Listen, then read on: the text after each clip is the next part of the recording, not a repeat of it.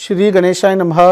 નમસ્કાર મિત્રો, કેમ છો? હું છું ચિરાગ દારૂવાલા। મિત્રો, વાસ્તુશાસ્ત્રમાં ઘરનું મુખ્ય દ્વાર અત્યંત મહત્ત્વનું માનવામાં આવે છે, કારણ કે તે ઘરમાં પ્રવેશતી ઉર્જાને મુખ્ય સ્ત્રોત છે। ઘણા લોકો દરવાજા પર ડોરમેટ તો મૂકે છે, પરંતુ તેના રંગનું મહત્ત્વ નથી સમજતા।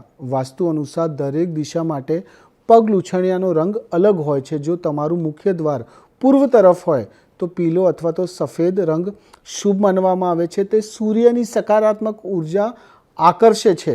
પશ્ચિમ દિશાના દરવાજા માટે લીલો, વાદળી અથવા તો સફેદ રંગ ઉત્તમ છે, જે સંતુલન અને શાંતિ આપે છે। ઉત્તર દિશામાં ક્રીમ, સફેદ અથવા તો લીલો રંગ શુભ હોય છે, જે સમૃદ્ધિ અને પ્રગતિ લાવે છે।